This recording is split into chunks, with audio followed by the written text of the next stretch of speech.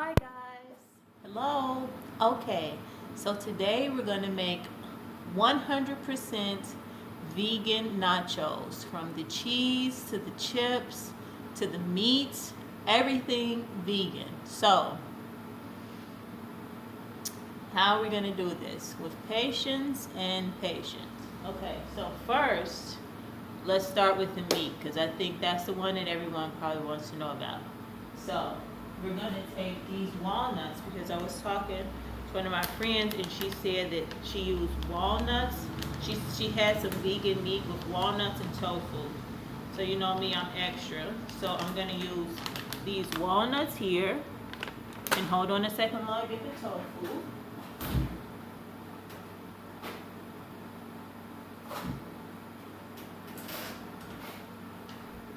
This tofu, it's bio vegan. So these two, plus I'm gonna saute some onions and add the sauteed onions to the mix. Okay, so let's separate this according to what we're going. So we have the tofu, the walnuts, and the onion. So we put, that's how I like to do it. Put everything here. I'll turn it so you guys can see it. So the walnuts, the tofu, and the onions. That's for the meat. Okay. Hold on. Okay, for the cheese, I've not made vegan cheese before, so I'm gonna do kind of like a vegan nacho sauce, and I want to do cashews, little bit of coconut milk, and a lot of garlic. So this is going to be for the cheese. And then for the chips, let me pause and I'm going to get the two kinds of flour. So for the flour, actually I looked online and I saw vegan chips, and this lady, she did, if I remember, I'll put the video link. She used cornmeal and flour, but she used 1 cup of cornmeal to half cup of flour. So I'm just gonna, whatever I use in flour, I'll double for cornmeal, or whatever I use in cornmeal, or half for flour. And then she put spices and salt, but that you can, it's up to your discretion, okay? Because I really don't like to follow recipes, whatever. Okay, so for the white flour, I'm gonna use this gluten-free bread mix. Okay? And so we have it sectioned. I'll show you. You can see that. So we have the meat, vegan meats, we have vegan cheese, and the chips. And then it can be up to your discretion if you want to do, like, tomatoes or onions or garlic or whatever you like. You can do this, okay? So I'm going to use lots of garlic, lots of onions. We have ready-made guacamole, but I'll probably make fresh guacamole. And we're just going to do it up. So I'm going to pause the video in between. I'm going to chop up some things that's maybe a little bit boring for you guys. So I'm going to chop up some things, and then I'm going to bring you back after I've chopped everything up and blah, blah, blah. Okay? So just work with me, okay? Or wait with me. Okay, guys, so I have the onions here. I've cut them in half. I'm just going to chop them. I'm not really going by size, like a specific size in mind. I'm just going to cut them until I feel like they're right. That's just how I cook. I don't use recipes.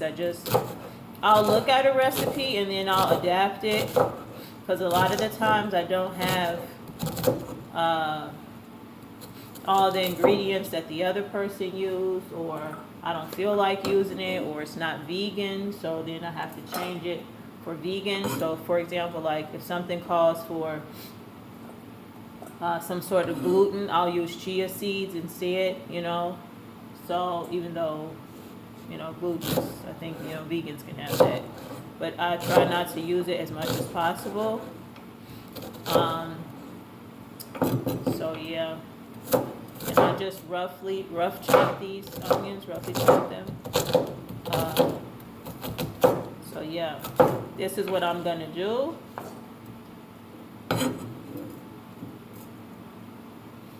And I'm gonna finish chopping these, and I'm gonna have to chop more because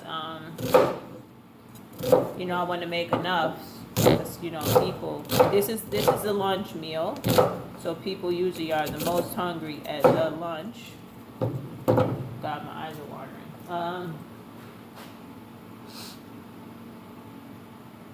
So I'm gonna come back after I've chopped all these, and we're gonna start on the vegan meats.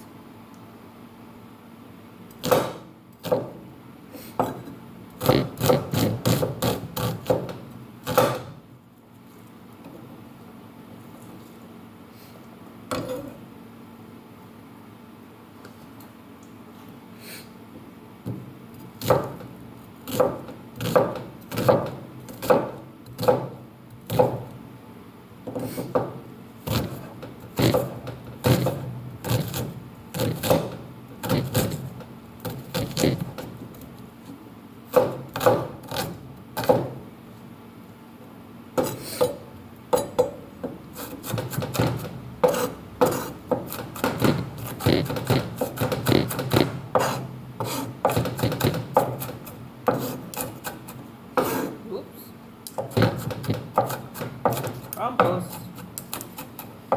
Oh.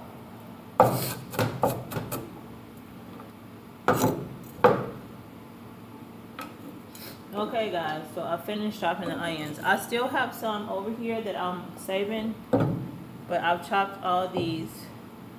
Okay, so this should be enough for now. I'm gonna, because this pan is new, this skillet. Yeah. Actually, this is a pan.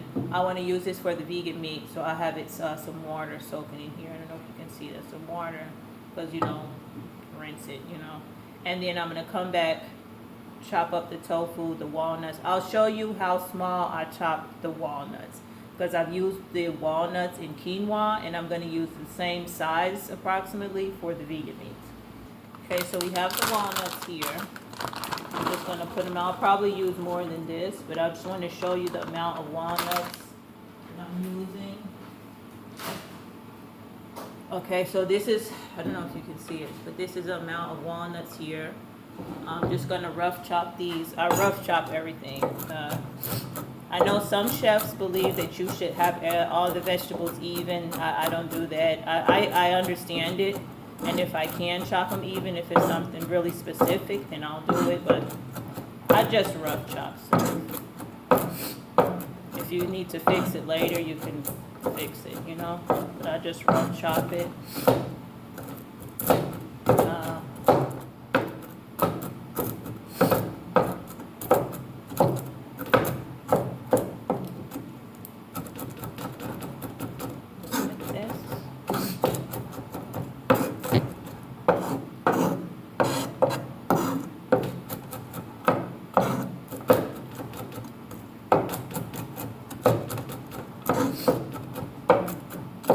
Then I'm going to come back and we're going to chop the tofu together.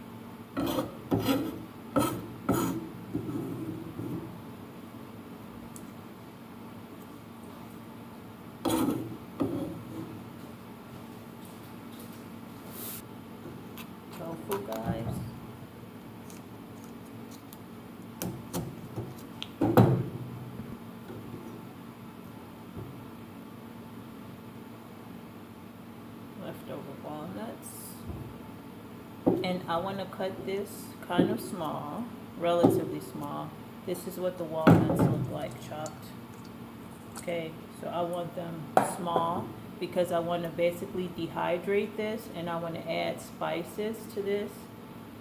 So we want it to taste like meat. So I want to use like cumin, paprika, things like this to give it a meat taste, because that's what's really going to make the dish, is the taste of it. Because we have the texture with the tofu and the walnuts, so we need the taste. And I will cook the onions separately because I don't want the water from the onions to get back into the tofu, okay? Because then it'll be too moist. I want it dry with just a tad bit of moisture, but the oil from the walnuts should give me the texture that I want. Okay, so I'm going to chop this up. I'll show you with this one. I want it to be like small, but you know, I don't want it, I want you to be able to taste it. I don't want it like a soup, but I want it small enough. So I'm going to dice them, the pieces of tofu, very small. So it's something like this. Okay. So this is how they're looking. Okay. Because they're going to get a tad bit smaller once I put heat to them. But I don't want them like so small that it's like they just kind of disappear. You know, I don't think we're in danger of that happening, but better to be safe than sorry, you know. So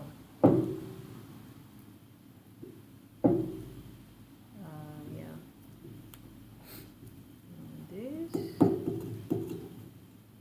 And like I said, the spices are what's gonna make your meat taste more, your vegan meat taste more like meat.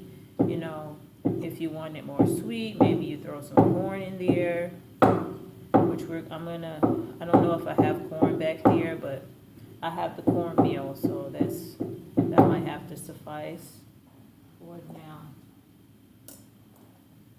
So I'm gonna cut all this up and be back. Okay guys, so I finished chopping the tofu. So I have my tofu here, I have my walnuts, and I have my onions. So now we're going to, this is the meat, okay? We're going to do the sauce last because it can, and what I'm going to tell you another trick for the sauce, because I've made vegetarian nacho sauce before, and what I did was I saw someone else doing this. They put a potato in it, and that really works. But what I want to do to make the taste extra rich, I'm going to roast the potatoes first. Then I'm going to chop them up, add them to the cashews and the coconut milk and garlic. I'm going to roast the garlic, and then I'm going to use the hand mixer and mix it all, and that's going to be the nacho cheese sauce, okay?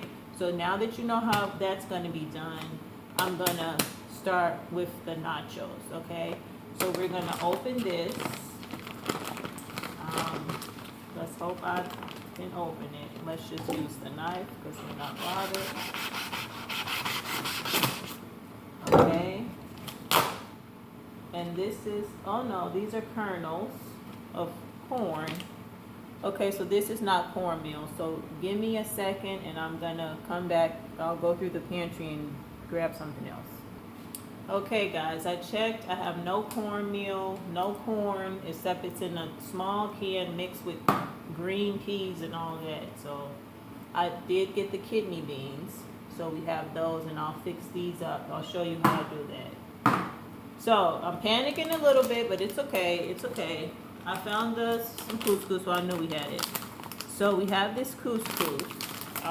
So I'm going to try to, couscous kind of has the texture of cornmeal, except that the couscous soaks up the water. And you know, okay. So I'm going to need to maybe toast the couscous first, and then add it to the flour, and then just go treat it as I would cornmeal. And then if I see the texture changing, then I will do something, and I will keep updating you guys. So let me go toast this couscous and add the flour, okay? Okay guys, so I have the pan here. I'm going to grab another pan, 1 second, because I want to use that for the meat.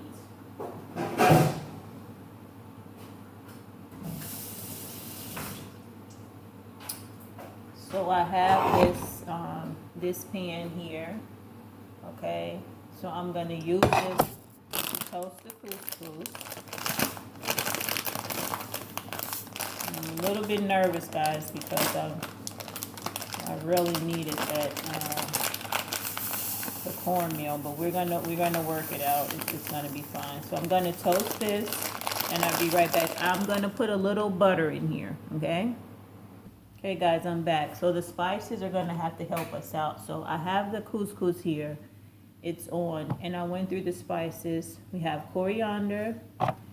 We have this paprika pepper that they use for meat. So I'm gonna put this in this pan here because I'm gonna use, this is not on, so it's fine. It's on this one. I found this moutarde chablé. It's probably French. Let me smell it. That's how it's. This smells really good, actually. Okay, so this is starting to toast. Let me grab my wooden spoon. And I'm going to grab some vegan butter, not lactose-free butter. You just find it. When the rice is already cooked, I have some leftover sweet rice that I'm going to add spice to and use it for this one. And then I'm going to probably just add some spices to the, like hot spice, cayenne to the beans, the canned beans. And that's going to be that. So here's the amount of couscous I have in here. So I'm just going to add some lactose-free butter. You can see here, free from, I don't know if you can read that, but there it is. Yeah. Okay. So I'm going to toast this. I'm going to add, we have the cumin here. Okay. Actually, I'm going to save this for the meat.